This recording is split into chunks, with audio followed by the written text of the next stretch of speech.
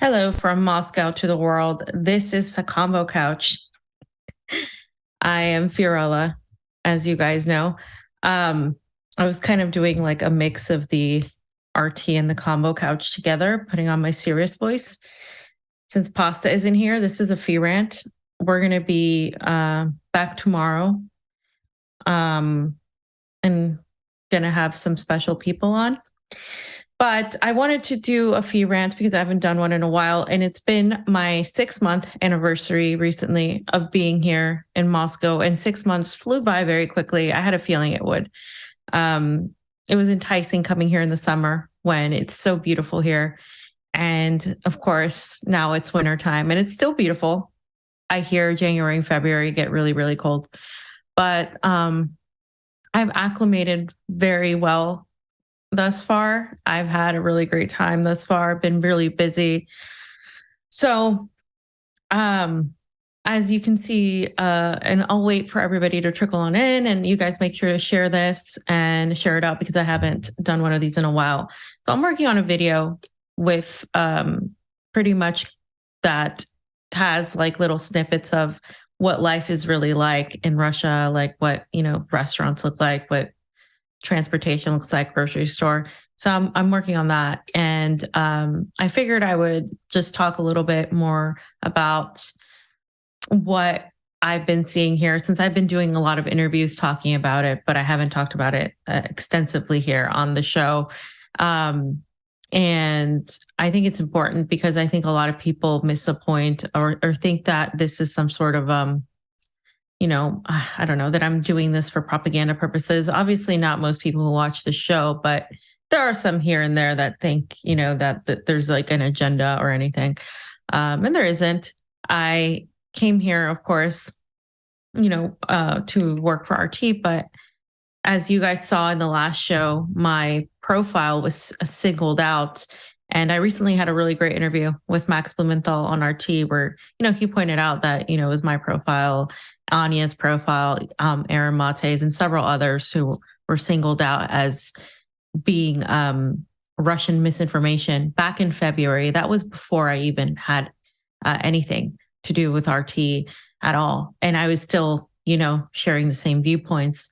And I wanted to really highlight what really irks me about this whole situation is, for example, today I posted some pictures on Facebook, and you can go ahead and show these, at least these Starbucks ones, about Stars Bucks. So it's basically the replacement of Starbucks in Russia because of the sanctions. Starbucks left. So what did Russia do? In an effort to make sure people didn't lose their jobs, in an effort to make sure there was still that industry, they recreated the whole concept to basically be Stars Coffee. It looks very similar, but it's not exactly the same. And it's actually way nicer than most Starbucks I've been to. I don't really go to Starbucks anymore in the United States, unless it's like, sometimes it's like the quickest thing to get or like the only thing that's there. So especially when you're traveling. So yes.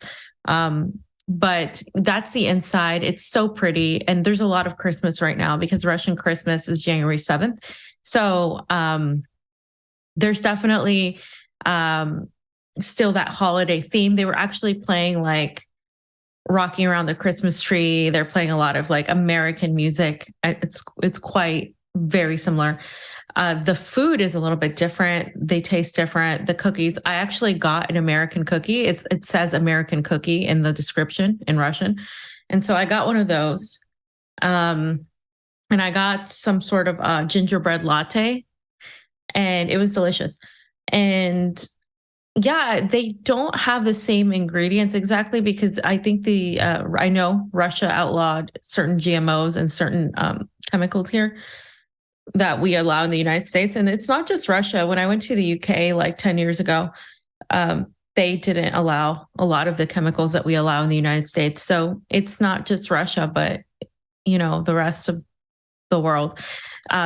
We eat a lot unhealthy. So one of the things that I noticed is the portion sizes are way smaller here in Russia, like really half it or more smaller, and people are smaller and everything's smaller. So that's just the way it is.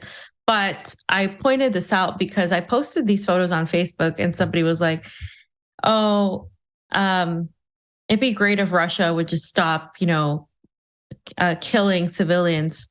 And I understand that they're a great country, but why are they killing civilians? And it just like irks me that this narrative is still out there that Russia is bombing civilians when literally I have friends right now in Donbass and other journalists that are in the Donbass, and I'm hoping to go in the Donbass very soon as well, that are just literally just showing the shelling coming into the Donbass by the Ukrainian army, into its own people, technically, because the Donbass was a part of Ukraine, right? It's now part of the Russian Federation, but it was a part of Ukraine and it's been shelled for the last 9 years. So obviously people are still not hearing that narrative. And of course, RT is banned everywhere. Whenever I post a video that I'm on RT, people are like, I can't see it, And so what I do is I post a lot of things on Telegram. So if you don't follow me on Telegram, you should, because Telegram lets you post videos unfiltered, a lot of things unfiltered that you can't post on Twitter. So my Telegram is Fiorella's Telly, and I post a lot of stuff there. There's a lot of great channels that really cover stuff. And when I do go, I'm going to be posting some stuff there too that I probably won't be able to post or that people won't see because I'm shadow banned as all hell on Twitter. So go ahead and follow that because it's really important. So it's just irritating to me because people don't get this whole the fact that they have been programmed to hate Russia. And that's one of the things I noticed when coming here and that I've talked about at length with other people who I've spoke to. If you haven't checked out the Last American Vagabond interview I did with Ryan Christian, was great. We spoke at length about everything from Russia, Ukraine to Peru to a lot of things. I also did something with people, some of you might know, Uncle Warren, Extra Bullis show the other night. It was fun. So we spoke a lot about this stuff too. But, part of this whole thing is to understand how to deprogram ourselves and to really come into a new country with open eyes. It doesn't matter where you go. Just try to go without having a preconception, because we all have our preconceptions and our stereotypes about many things, right? But what I found is people think of Russia when I talk to anybody that's like not political and I'm like, oh, I'm going to Russia right now, they think that Russia is just like bombs and war. Misconception number one. Misconception number two, they think Russia is like a really poor country with no infrastructure. And as you'll be able to see, that's just not the case at all whatsoever. I mean, specifically in Moscow too, which is a huge city. It is gigantic. There's so much great transportation, so much life, so many great things to do. People are always outside, even in the cold. They're outside. They're with their families. They're living their lives. It's going to be Christmas still in January. New Year's is a really big deal here. It's like a full-on holiday. It's not just like, oh, it's New Year's Eve. It's like a whole thing. So I'm going to be taking a lot of pictures and experiencing that this weekend because it's going to be my first time in Moscow, and I hear it's insane, and it's one of the best places to be for New Year's. And of course, I'll be ringing in the New Year 8 hours before the East Coast, 11 hours before the West Coast. So I'll be able to send pictures of what's to come, and I'll be in the future, so to speak. So that'll be cool. But the deprogramming aspect coming in here obviously was easier for me because I already agreed with a lot of the sentiments that I saw here. But at the same time, I think it still hit me just how a lot of the preconceptions we have aren't valid. Russians don't hate Americans at all. Like, in fact, they're too diplomatic, almost too kind to them. Not to Americans themselves. Obviously, it's not, the people that any government is really, or any people of Russia are against. It's the American government that people really single out. And the American culture, though, the movies, Hollywood and all that, all of that stuff is hey, Oz, did it send you all those pictures? Oh, you're muted. I think it sent you the wrong pictures or something. Oh, okay. Oh, Facebook's up. Okay. Yeah. Yeah. So I was just like seeing all these pictures. I'm like, what is that? So the reality of, for example, the hatred that people have unleashed on Russians really makes me sad. The fact that athletes can't compete, ballet dancers can't dance, artists are getting things destroyed. The whole culture of literature that Russia's provided, Dostoevsky, um, all of the just the rich things that Russia as a nation has provided are all completely just pushed aside. And what we're seeing is like there's this element of xenophobia that is allowed just simply because we are programmed to hate Russia from the moment you're born in the United States, or you're pretty much raised in the United States. You don't really hear anything positive about Russia. You don't really hear anything positive about China either. In fact, when you talk about Russia or China, Russia is painted as this country that's whatever, and why would you want to visit it? And when you talk about China, it's like, oh yeah, they just make a bunch of stuff and everything's made in China and it's so cheap. And like there's never like this push to really look at these cultures and these people that we just completely push aside. Same thing, it happens a lot about Latin America until recently, where people have discovered that they could live in Latin America much more affordably, which is causing a lot of problems there too.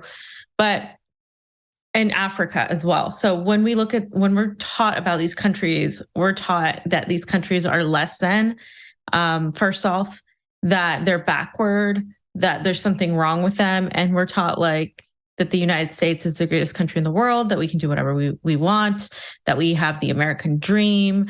You pledge allegiance to the flag. When we talk about cults, like when they say, oh, Russia and China, the Chinese love Xi Jinping, he's like their cult leader. And it's just funny to hear, because from the moment you're 5 years old and you're in kindergarten or even preschool, you're pledging allegiance to a flag that's supposed to represent or the republic. We're not a republic anymore. The United States is not a republic. It's an oligarchy.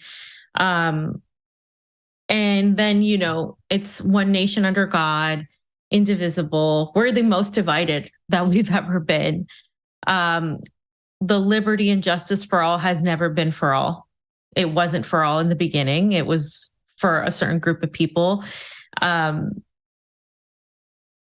It's just we're reciting these things and people you're programmed to recite this. And from the moment you grow up, and especially more so probably the baby boomer generations and onward, the specter of communism was the evil thing. Like communism and the Russians, they're going to attack us. They are nuclear power. They're always our competitor. Space race, all of this stuff, like nuclear arms race. So it's never been a good thing to be a Russian in the United States. And like when I met Russians in the United States, it was very much like, oh yeah, like, we left after this with the fall of the Soviet Union. The Soviet Union, when it fell in the 90s, was a completely different situation than what it is now. It's a completely different situation. People I've known who left in the 90s have come back, and it's a completely different situation. And this is what people need to understand. This is why people respect Vladimir Putin. They don't necessarily have to love him to respect what he has done. And even communists in Russia who are, more on the left than Vladimir Putin respect what he has done with the country. He really did a lot for the country economically. The way things have just the way of life has improved for Russia is undeniable compared to what it was. Now, is Russia a communist country? It's not. It's a capitalist country. It participates in the global economy. It's a country that is being led by a more, I don't want to say nationalist, because I have to explain that, because what is nationalism in the United States or in other parts of the world is not the same thing for certain countries. It's more of a cultural thing, represents the just going back to the values of what makes somebody Russian. What does it mean to be Russian? The culture of Russia, tradition. It's a very tradition-based country, socially more conservative than I think what the liberal US is. However, economically, you have healthcare, you have education, you have public transportation. These things have remained from the Soviet era. So what you have is a bureaucracy that is very Soviet based, with an economy sector that is very capitalist. So it's a very unique situation in Russia, because it's not a communist country, but you still have these social elements that we don't have in the United States. And if I were to put Putin and compare him to, say, somebody that's in the United States, a politician, and I hate doing that because it's a completely different situation. But if we were going to compare them politically, I would still say he's to the left economically than a lot of the politicians we have, that the country itself is economically more to the left than the United States. Why? Well, because you have healthcare in Russia. Why? Because you have education, publicly funded education. You have the focus on public transportation, which is essential in a country where you don't have massive highways and not everybody has a car, and it's just more efficient to use the metro, which is one of the most efficient things I've ever seen in my life. And then you have, of course, the ability to clean, to keep everything clean. And example right now that it's snowing, they plow out the snow immediately. These snow plows get taken off out in the roads immediately, and they get rid of all the snow so cars and people can drive and walk. And I know we have snow plows in the United States, but I have never seen it at this level. Like, it is intense. And then you have people that shovel snow immediately so people can walk. And I just wonder, how is it possible that a country with the fraction of the resources as the United States and Russia, because in spite of everything, Russia's economy is still not vast. I mean, not compared to China, not compared to the United States. It's growing, but it's not there. It's a power. It's not an empire. It's not an economic superpower either. But somehow they managed to provide things that our own government in the United States has failed to provide. And there's no, I'm not saying Russia's perfect. I definitely think there's a lot of centralized focus in Moscow and St. Petersburg. And outside of that, it's just, it gets less and less. But outside of that is where you have the most support for the special military operation. It's where you have more Soviet era loyalties. It's where, especially in the Donbass, you'll see like Soviet flags everywhere. Mariupol, Lugansk, these republics have the most like pro-socialist sentiment. And a lot of that lies in the anti-imperialist sector. So it's really interesting. What we're seeing in Russia is you have, Vladimir Putin's party, which is the largest party right now in the government of Russia, the second largest being the Communist Party. And you had the Communist Party was the one pushing Vladimir Putin to go into Donbass way sooner than he did. They were criticizing him for not going in sooner. They were the ones that are like, you needed to go in there sooner. You need to be more aggressive, that sort of thing. Whereas like the Putin's party was more hesitant. Of course, there's the China sector there, the factor of China. Well, China, of course, now has clearly lent its support. There's going to be a meeting between Vladimir Putin and Xi tomorrow. And that meeting will discuss the national securities at their border. Why? Because the United States is literally ramping up its drills in the Taiwan Strait right after, of course, Nancy Pelosi and several other delegations went into Taiwan and have committed to continue supplying weapons and just countless forms of weaponry and aid to Taiwan, in spite of saying they recognize the one China policy on paper. So the United States is, of course, pushing and pushing these Chinese red lines. Simultaneously, we know Russia's red lines were trampled on extensively by the entirety of NATO. And we're in a situation where, we're so close to 2023. And people were asking me, like, what do you think is going to happen in 2023? What's your prediction? Warren asked me the other night, like, what do you think is going to happen? And I just think it's going to be worse for Americans and for people in the European Union. You have these price caps that the EU wants to put on Russia. So these price caps are basically an attempt to force Russia's economy to fall by selling Russian gas for cheap. Russia has said, we're not going to accept that. They said that from the start. We're not going to do that. Are you crazy? Why would we do that? We're just going to sell our oil to people who want to pay the fair price. And if you don't want to do that, if you want to impose your price cap, you're just not going to get anything. So what ends up happening is the EU comes on and the United States, and they're like, look, Russia is holding their oil hostage and they're destroying the energy sector, and they twist things. And they say, oh, it's Russia doing this, right? And so then you have the evil villain of Putin that is like encompassed in every CIA movie, like every Born Supremacy movie, every spy movie, every 007 movie. That whole sector, the Russians are always mean, they're always evil. So you have that. And then you have the American superhero saying, oh, we got to save the world from the evil villain of Russia. And that's all propaganda. I mean, it's all a psyop.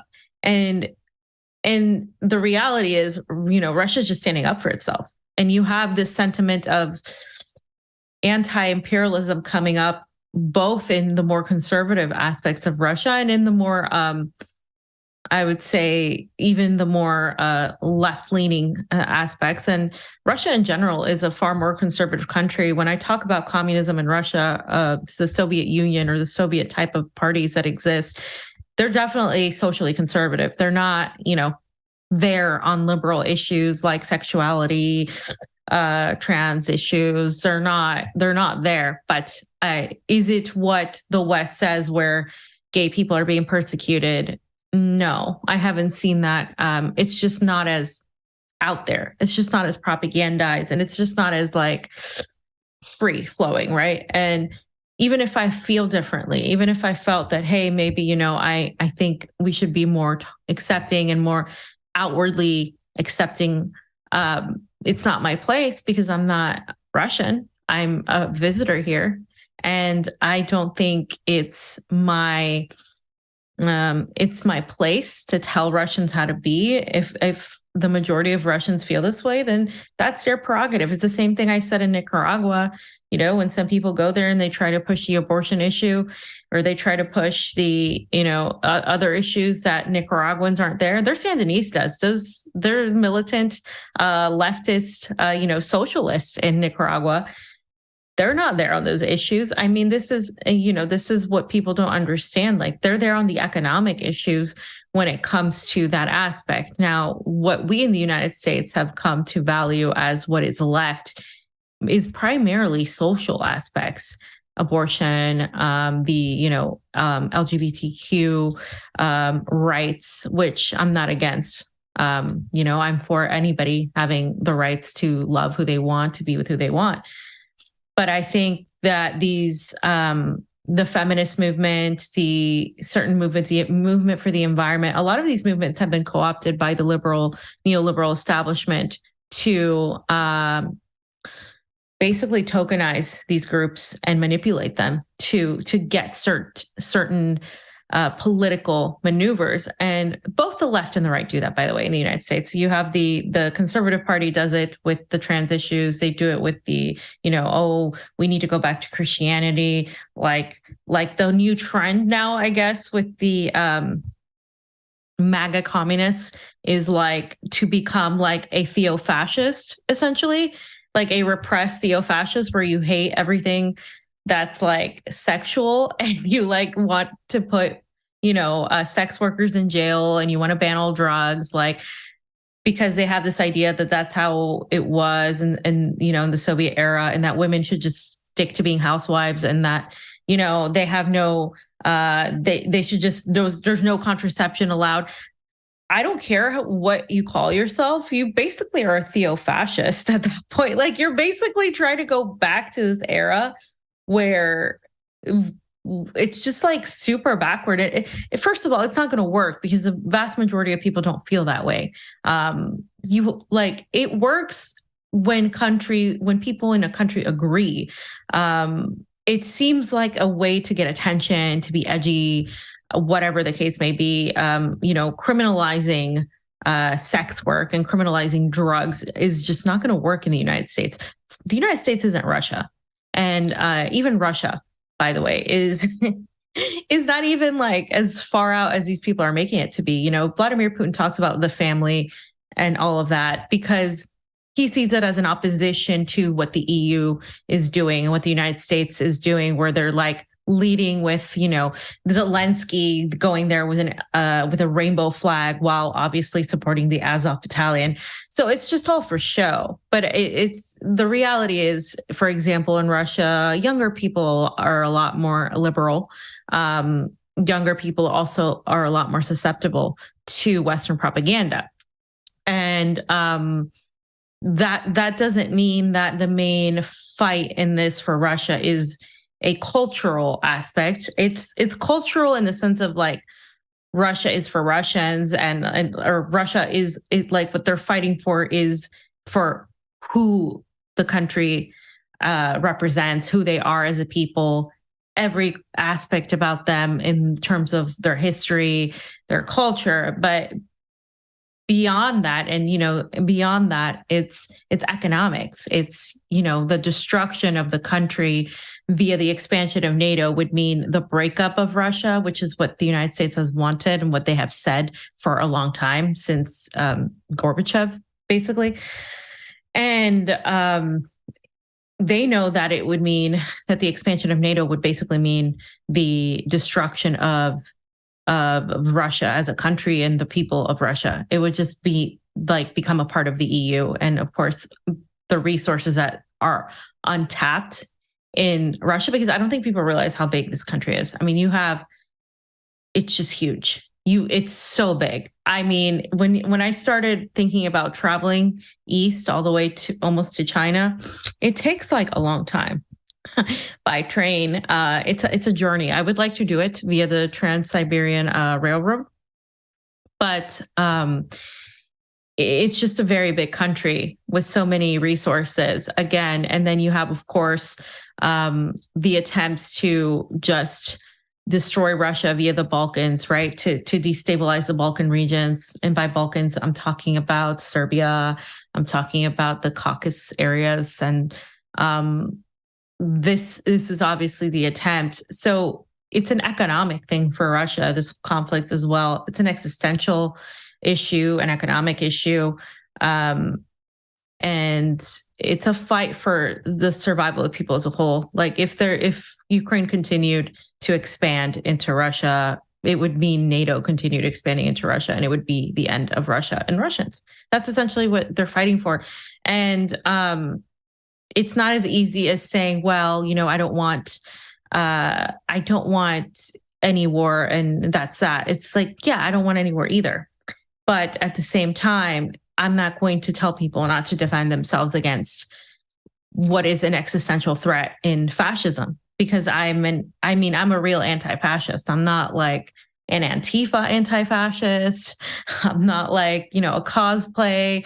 I don't like Nazis, like real Nazis, like the Nazis that the US is funding that are proud of it. They say it in videos, the Mozart group guy that just came out and basically admitted that Ukraine is a fucking corrupt country, his words, and that the Ukrainians were committing violations of human rights by executing Russian POWs, prisoners of war, and that's the reality that somebody that went there to train these Ukrainian soldiers, an American, is telling you. And they try to, of course, like wash it away and like diminish it. The guy was drunk, clearly.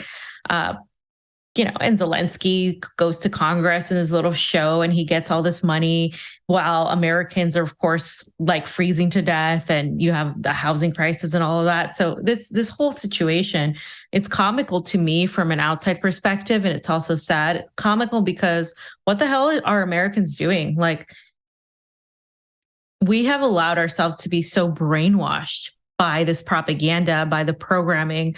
The most propagandized country in the world, that's the United States. And we have allowed ourselves to be easily programmed. But if you look at what France is doing, if you look at what people in the EU are doing, they've been protesting sanctions against Russia, and they've been protesting NATO for a while now. Like, they're going out there every day and they're protesting. That's missing in the United States. And it's missing because everybody's extremely programmed and everybody's extremely distracted to care about foreign policy. But what you need to understand, and I think what people are slowly finding out, perhaps too slowly, is that this foreign policy is directly affecting the domestic policy. It's almost like a slap in the face when Joe Biden is giving billions and billions of dollars more. I mean, they've given more money to Ukraine than they did in Afghanistan already. And Afghanistan was like a 20-year war, right? Or operation, intervention. And the American people are the only ones that can stop that machine, because at the end of the day, any sort of opposition from the outside is going to look like an attack on the United States, which the United States will respond to via military action, right? So anybody that attacks the empire has to really mostly come from people in the United States. And when you see the situation where you're looking at it, wow, like from the outside, and you're seeing, wow, like we even covered the snowstorm and people dying in the snowstorm, because it's like unheard of. I mean, this is the United States of America. Why can't you handle any sort of emergency? And it's like, well, they can't handle things when they're not emergencies, let alone when they are. And like, things have gotten out of control here. A lot of people are leaving the United States. A lot of people, it's hard to live there, and a lot of people want to leave. And it's hard to live there when you have the mindset that we have as anti-imperialists, but it's also hard to live there just to afford to live there. And I know what that's like, and I think that it's not something that you forget, how people live, how people have to work like 3-4 jobs just to get by, or and the quality of life is just so, you get so used to working so hard for so little that I think it almost becomes, you start accepting crumbs and you start thinking that billionaires are going to save you. And that's my whole other thing. It's like, well, billionaires aren't going to save you. Like, that's another part of the programming. You've been programmed to think Russians are bad, evil, villains from the movie, and then there's going to be a benevolent billionaire that's going to come and just save you. And that's just not the way it works. I mean, even with the Elon Musk Twitter files revelations, guys, you can't deny his role in his connections with the State Department, with the defense industry. The defense industry is making billions and billions of dollars off this war. It's basically a gigantic money laundering scheme, which is why they can continue to do it, because they're making money. And you have, of course, people like Elon Musk sort of revealing some things, but it's basically the surface. It's the tip of the iceberg of things we already knew. And I'm not against them coming out, but at the same time, why are they coming out? Why aren't things like, why is Russia media, Iranian media, Chinese media labeled, but US media isn't? The shadow banning situation, the fact that, yes, like we were clearly highlighted as being problematic Twitter accounts for our views. Myself, my colleague, Rachel Blevins, and several people from the Gray Zone, several other people were also in that little specter. And I'm sure there were plenty others that are not shown. But like, why, what has been done about it? It's just gotten worse. And and when you're an empire, there's no separation between what Elon Musk is and what the defense industry is if they're funding him. So you can't just put that aside and pretend that's not going to play a factor. When information is revealed, it's best that the information is trustworthy if it's direct source material, just like it was via WikiLeaks. 1, 2, if the information is coming from an actual whistleblower, like a journalist, a publisher, somebody from like the CIA that is giving information to said journalist or publisher, full direct source material. And if it's coming from the bottom up, if the information is coming from someone top down, you have to, at the very least, question the information, question the motives of said release of the information, question why it's being released in the way it is, question all sorts of things. And it's not wrong to question. I think there's element of the American sphere that is so just hungry to be rescued by somebody. It's this idea of not having like responsibility in a way for like our actions. And I think Whitney Webb today said something really that I agreed with. I mean, she's been really good on this issue. And I think it's really relevant to this whole situation with Russia, Ukraine. It's really relevant to the whole geopolitical aspect that we're living in. She said the personal savior obsession among Americans is deeply ingrained and deeply problematic. Nothing will get better in the US unless people take responsibility for their own lives, communities, and stop looking to celebrity-esque figures to save them from the world's problems. And that's just the reality. I mean, think about it. At every turn, we have been looking for somebody to save us, whether it was Bernie Sanders, whether it was the next person, what now it's, Elon Musk, right? Why it's so ingrained? Because this whole thing I wanted to talk about today is you have been programmed to hate Russia. You have been programmed to want a hero, to worship politicians, to worship these celebrity figures, and these celebrity figures and these politicians do their job by telling you who to worship, who to trust, who to hate, who to love. And it's this programming, and it's so ingrained because you're just it's thrown in your face from the moment you're born in every facet, from the TV shows you watch, from the movies you watch, from the books you read, from the education you get, from the toys you play with. And now with this generation, it's even worse because it's literally all over the internet. They pretty much co-opted the TikTok. They've co-opted Snapchat, Instagram. Everything is just basically advertisement to make you think a certain way. And it really is like stepping outside of the matrix. And I think nothing has done that for me as much as getting out of my comfort zone and getting out of the country, essentially, because it's just so you have a completely different perspective when you leave the country. You can read a million books, you can be the smartest person and talk to a million people, but the moment you step outside of the world, you see things a little bit different, and it does do something to you. And I don't mean step outside into a resort where you're in Mexico or you're in Europe and you basically don't leave your 5-star resort and you're just, you're there and you're not really there though. Like, I mean, like step outside of that, and really talk to locals, really talk to people and really understand how they feel. And, it's even in the aspect of things that, I thought, for example, that Russians were going to be more anti-West. And I come here to find out that they're not. Like, I thought they were going to at least be more critical of the US. And I come to find out, at least in Moscow, they're not. And that's very interesting to me. I find myself to be more critical of the West than they are.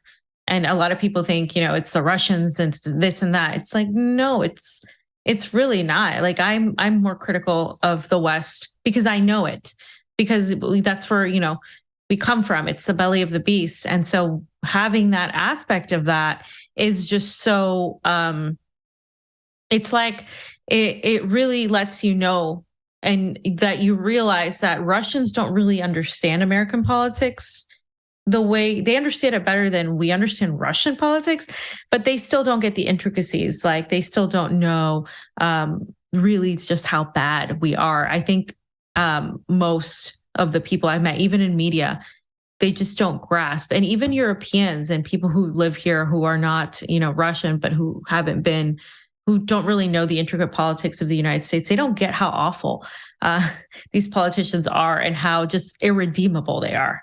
Like they still think that there's some sort of way to have some sort of diplomacy.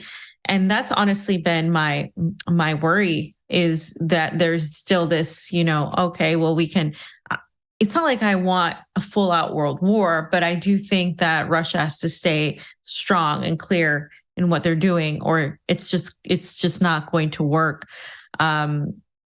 Because the United States is so good at PR, it's so good at propaganda, and Russia's just not. They're just not good at it. They don't know how to do it. Even with the war going on, right? Even if they try to, say something, like, it's never like the way it's done in the West. For example, Russia's not like, the United States is, they just don't lie about like what the United States is doing. They're not just like, oh, the United States is bombing or Ukraine is bombing a million things, blah, blah, blah. Like, they don't make it up. Whereas like the United States is like, yeah, Russia just put out 100 missiles against Ukrainian civilians. It's just not the same thing. So it's really frustrating when you hear about being, a Russian propagandist, when it's actually, my experience is everybody that I work with has a different point of view, and you're not going to find that in the New York Times, CNN, Washington Post. They literally all repeat the same thing, just like they repeated the same lie about Russia sending a missile to Poland, almost starting World War III. And it turned out it wasn't the case. And time again, that happens over and over again. There's no accountability for that, zero accountability. And the other thing that leads me to the other thing I wanted to mention is the idea of free speech. And I've had this conversation several times with different people. I would consider myself a free speech absolutist in the West. Why? Well, because I think, in the West, we're the dominating narrative. So our narrative gets told everywhere. And the people that are in opposition to a lot of the lies that are told are the ones that are being censored, silenced, and being, maligned, smeared, whatever you want to call it. I mean, that's the reality, right? So, for example, the current narrative was for COVID, which, a lot of us ended up being right on that. But the current narrative was, okay, well, the vaccines are safe and effective. You can, the vaccines stop the spread, get vaccinated, blah, blah, blah. There's nothing wrong with it. Well, then it turned out, that if you said anything against that, you were just, vilified, ostracized. You could have lost your job, all these things, right? So that makes me think, okay, well, we need to hear this side. Same with the Russia-Ukraine situation. Same with when, the Hunter Biden laptop scandal. We needed to hear what happened with Hunter Biden and the corruption. More than Hunter Biden, it was a corruption of the nepotism and the Democratic Party being corrupt and investing in these shady business deals, Burisma, and also, of course, the disease, COVID related stuff. And that whole narrative we weren't allowed to talk about. And when you have the revelation of the crimes of the empire, like what Julian Assange did, exposing everything via WikiLeaks, with Vault 7 and Hillary Clinton's leaked emails and the elections and everything we saw, that being censored and somebody like Julian being put in prison for that, just shows you that that's not the dominant narrative, that any sort of narrative that makes the empire look bad, that makes you question the authority of the government is not the dominant narrative, right? And it is the dominant narrative, and it's not the narrative they don't want a counter narrative out. But what ends up happening is, because it's so prevalent and it's everywhere, countries like Russia, like Cuba, like Nicaragua, like Venezuela, countries that are extremely in opposition, Iran, China, they end up having to protect themselves from this propaganda coming into their country. Because when I look at free speech, I don't think it's an one size fits all thing. And this is something that I think I've sort of developed more so my perspective on it, because initially I'm like, oh, well, yeah, everybody should have free speech. But then when you're in Cuba, for example, you're an island, a little tiny island off the coast of Florida, right? And you have been blockaded, sanctioned, and your perspective is blocked from being seen in Western media, right? You don't get to tell your side of the story.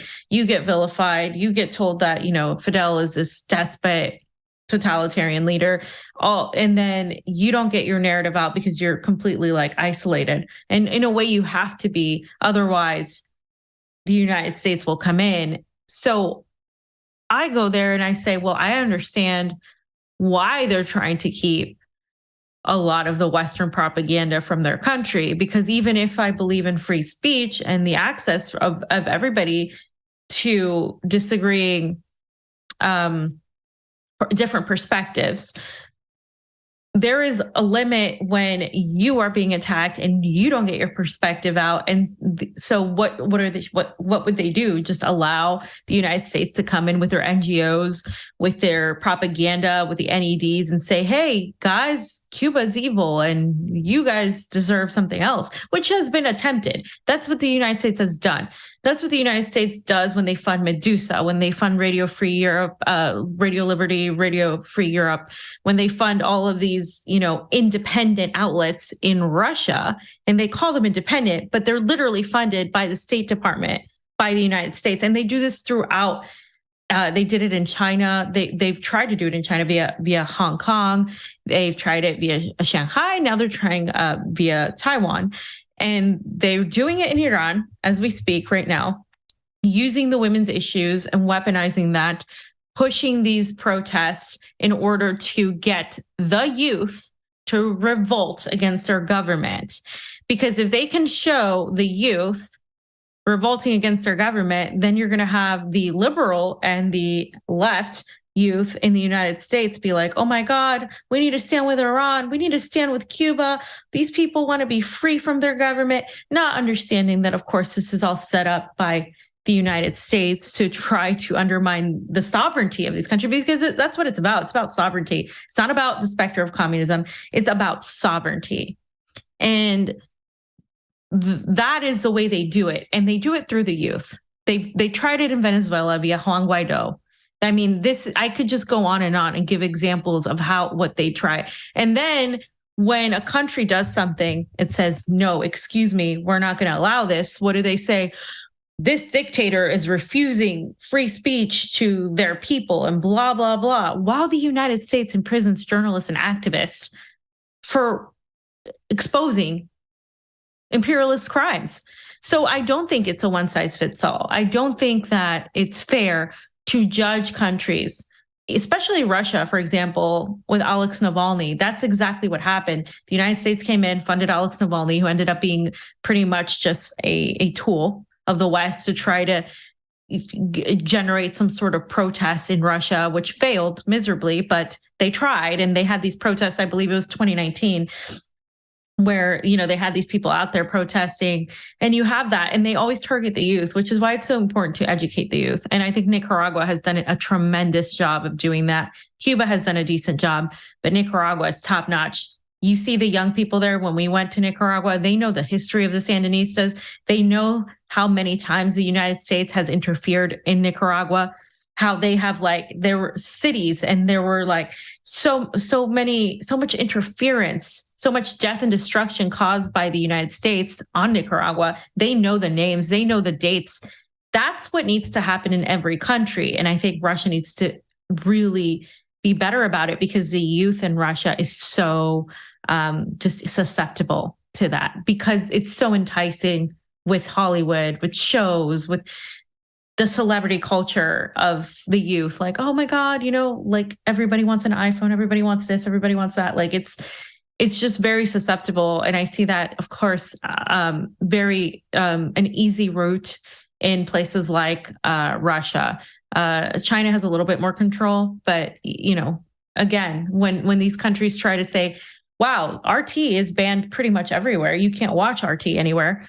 But hey, yeah, if Russia tries to, cut off social media so people don't get fed the lies, then they're being authoritarian. Whereas the United States just can freely ban everything. Europe can freely ban everything that's Russian or Chinese.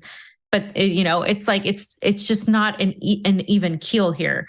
So there has to be a defense on that, and that's kind of a complex issue to talk about, because I think there's a lot of nuance there, and I think I look forward to going to Cuba and really seeing more of that, because I do think that plays a huge role in how other countries fight back, and it's happening right now again. By the way, it just happened in Peru, where the media there was completely bought off. It's completely establishment based. It happened earlier in Brazil when they took out Lula. The media was essential in taking him out, with, of course, U.S. backing. With Peru, Lisa Kenna, of course, 9 years in the CIA, came in, immediately recognized the new vice president. The media there immediately completely just went on, oh, he's corrupt. Pedro Castillo's corrupt. We got to get rid of him, blah, blah, blah. He tried to push a coup. The same narrative, right? You have that. So when the United States and the West can get its gnarly hands on the media of a country and on the main narrative of the country, that country is just so easily susceptible to coups. And it's happening again now, right next to Peru and Bolivia, where there's this U.S.-backed coup plotter that was arrested in Bolivia for trying to basically undermine and get rid and try to pretty much coup Bolivia again. Because remember, Bolivia was couped with U.S. backing. That was with the Trump administration. And they ousted Evo Morales. And then, of course, the people fought back, and they got somebody from movement towards socialism, the MAS party, back in, Luis Arce, and now, of course, they're trying that again. I recently did a package on how Latin America is moving left, but how the United States is still trying to stop that. And you guys will see it soon on RT. But basically, one of the things I said at the end was they're not going to let it go easily. They're really trying to get in there in Africa. They're really trying to get in there in Latin America. And this whole aspect that we're seeing is this push. It's a pushback against the multipolar nature of things. BRICS, for example, makes up like 40% of the world's GDP. If not, 40% of the world's population, and a great percentage of the GDP of the world. And it's expanding, right? Why? Well, because these countries no longer just need the United States. They don't want to depend on the US dollar. So they're shifting away from dependency on the petrodollar. They're trying to trade with their own currencies. You're seeing China, Russia do that, India, Russia, these new eras of exploration. And that's going to obviously create a loss for the United States and the dollar. So I just don't see this heading anywhere positive for the United States, because even if the United States benefits from this war in the defense industry, the people of the United States aren't benefiting. The people of the European Union aren't benefiting. It's just, again, the predator class. And this whole thing about, multipolarity isn't just a niche word. It's not just a thing. It's not just something you say. It just means more cooperation between countries. And it happens to be countries that have been screwed by the West, countries like Iran, Pakistan, India, Russia, China. And you have of course, BRICS. It has Bolivia, Brazil, all these countries in Latin America are kind of looking to join BRICS. Argentina, you have just this growing sort of camaraderie, because in an effort for the United States to isolate other countries, what they've done is they isolated themselves. And I think what you're seeing are the last cries of the empire to try to maintain its cohesiveness, but it's just falling apart. And we have to get outside of this programming that's trying to get us to really feel like you can't do anything, like feel very, I guess, handicapped, very much paralyzed is the word I was looking for. There's this paralyzed nature in the United States where I think a lot of people just don't know what to do. Like, what do we do? How do we change things? Let me tell you what you don't do. You don't vote and like vote harder and think that that's going to change anything in a country that doesn't have fair elections. It's just a waste of time. You don't waste your time in a rigged game. It's a rigged game. There's just you can't tell me that U.S. elections are fair. And I think more and more, obviously the Twitter files was a little tiny surface level there of how they manipulated the propaganda about elections, but they didn't go into like the mechanisms of the elections and how they're unfair and why these things are being shut off the internet. And that aspect, I still think people still believe that if they vote just enough, they will change things. It's an empire. You're voting for the next face of the chosen face of the presidency or of Congress. You have the squad. I mean, they're influencers. They're not real. They're not doing anything logistically to gain any tangible solutions for people. They're just they're PR faces, and everything else is like a marketing. It's a marketing agency, essentially, like a PR marketing agency that is doing this. And so for me, I think it's been an immensely eye-opening situation to be here. Not that I didn't have like similar views before I came here, but they've just expanded by being here. And a lot of people, said to me, wow, you're so brave for going to Russia at a time like this. I don't think it's brave. I think it's what should be done. If we're going to talk about these countries and if we're going to have these opinions and if we're going to, if I'm going to put my money where my mouth is, why would I not go to the places I'm covering? Why would I stay behind and just sit in a studio all day? And even working at RT, I don't want to sit in a studio all day. I don't that's not, what I want to do. That's why I do whatever I can to get out and to go to as many places as I can, talk to as many people as I can that are Russian and hear their perspective, find out why they didn't like the Soviet Union or why they have bad ideas about it, find out why they did love it, find out, why Lenin, for example, why still to this day, people still visit Lenin's tomb. There's long lines. People aren't, in Moscow, especially, aren't necessarily communist, but why do they still respect Lenin?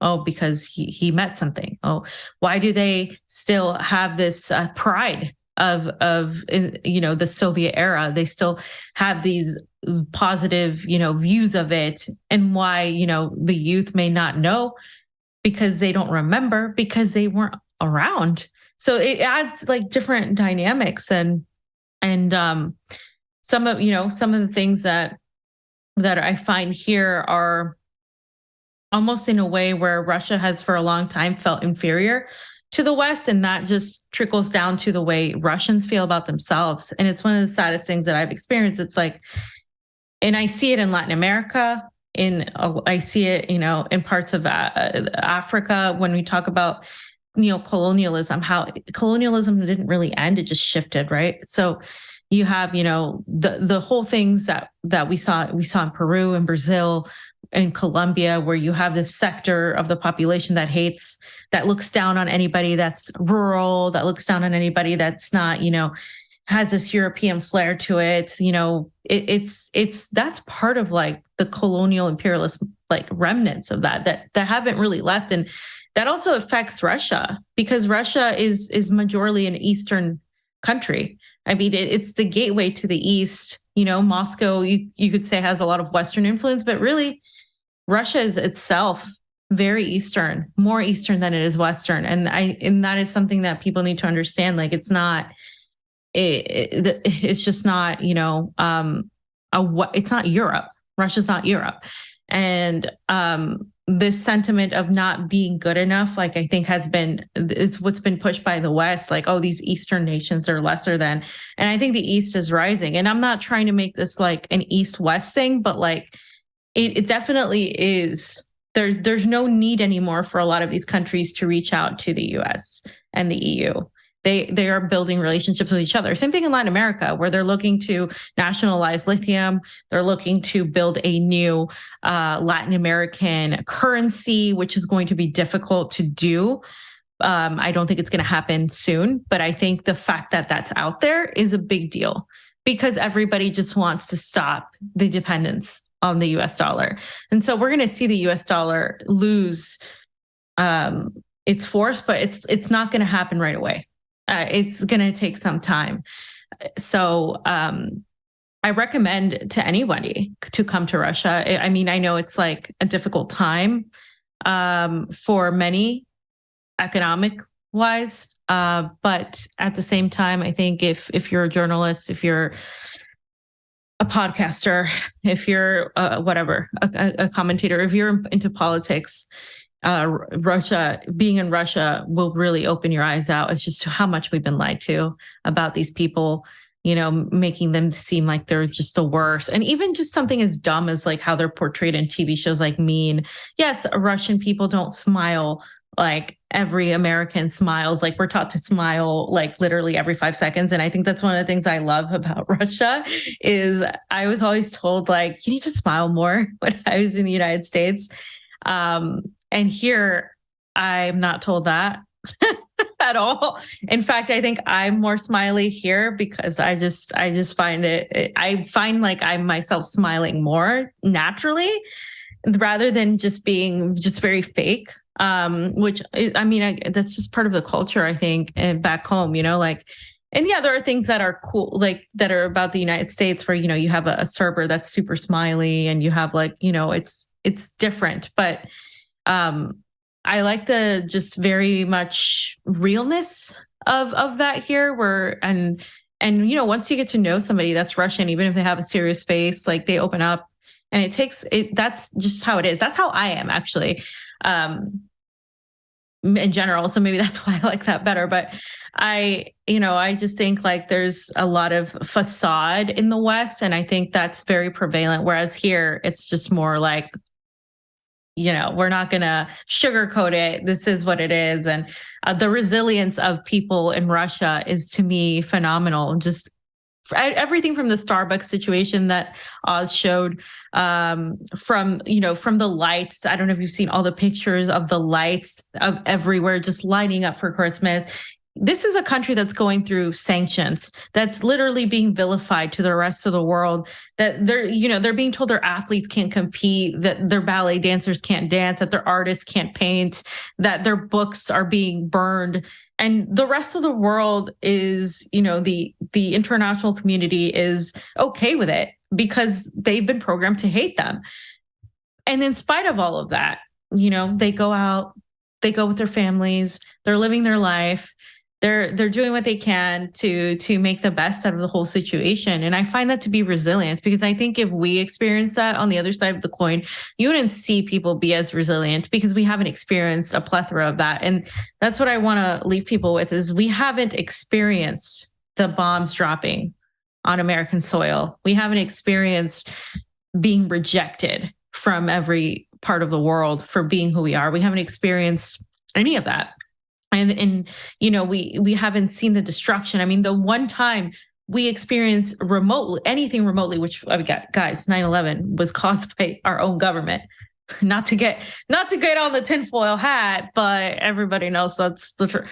So, okay. So the fact is, when we experienced that for a couple hours in one day, we went on like a 20-something year war, destroying and killing millions of Iraqis, destroying and millions of lives, destabilizing entire nations because of that, using the excuse of that. And that is, to me, just shows you how, imagine if you experienced a day that the people of the Donbass experienced. How would you feel? What would you do? And then that you were told that it was your fault and that you were vilified for defending yourself and that you should be banned from anywhere. Russians can't go to Finland. They're banned. Like, this is, I mean, to me, that's unprecedented. Like, how are we banning groups of people? What are we doing here?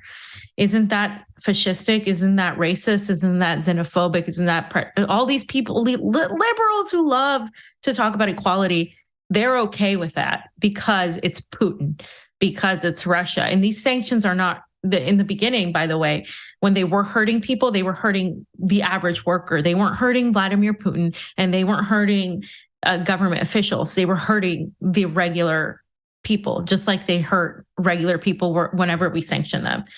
So the programming starts with watching alternative media, obviously, reading books, watching documentaries. There are so many documentaries on Donbass every single day. This is why, by the way, they're trying to keep RT off air, because they do endless documentaries on what's happened in the Donbass, countless ones.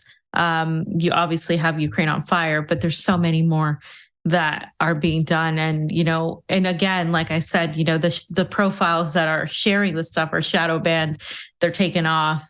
So find alternative ways to view this, because there's a reason why they're hiding this information from you while telling you, hey, wow, Twitter's corrupt. It's not just Twitter that the government is working with. The government is working with every single facet of social media and your life, your phone, your watch, Facebook, Instagram, your email, Google, YouTube. It's every facet. Twitter is just the tip of the iceberg. So it's been 6 months here, and I've had a great time. I've learned so much doing the work I do, going from working with Oz and Pasta to working with a team of like 40 people is insane. Learning different dynamics. I am learning Russian. I have the alphabet down.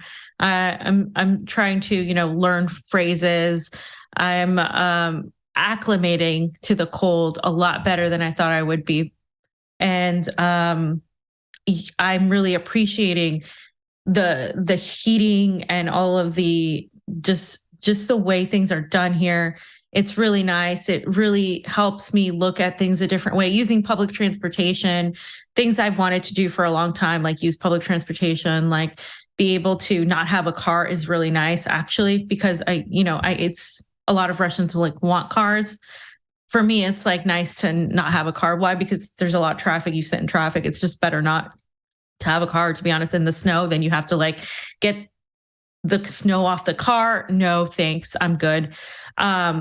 And just this new culture and learning how people are and the dynamics and, all of that. It's just been really, really great. And I hope to do more traveling, like I said, to go to these countries and, these regions in, now that they're a part of the Russian Federation, in the Donbass and other regions that are rebuilding, that are really doing different things than what we're being shown in Western media, and to really show a different side of things. And, obviously it's my perspective.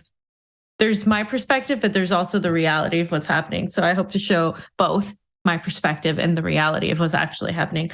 And yeah, that's why I'm here. So it's, I wanted to do this because I want you guys to really hear that from me. And like I said, I'm working on videos so you visually see what it's actually like, and one of the things I do love is that in most Russian, in Moscow, the apartments, they have like convenience stores very close to your apartment. So you don't have to walk very far because it gets cold and they don't want you walking far. So you can also walk under the metro. So you don't have to go outside when it's cold.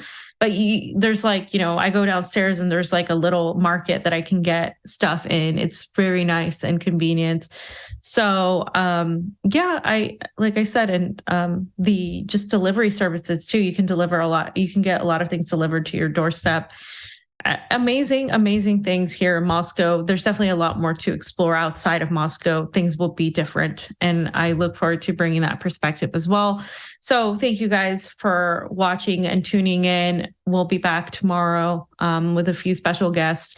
And thank you to Oz for tuning in as well and for being awesome. And I hope you guys had a really Merry Christmas. I get to, again, celebrate Christmas on the 7th as well with the Russians, but I'm looking forward to New Year's Eve. Oh, thank you. Thank you, Daryl. Nice to see you or hear from you, actually. I hope to be back in the States sometime in March or April, probably after Cuba. So we'll see, guys. Much love to you all from Russia with love. Putin sends regards, all that stuff. Yes, thank you for watching. Combo out.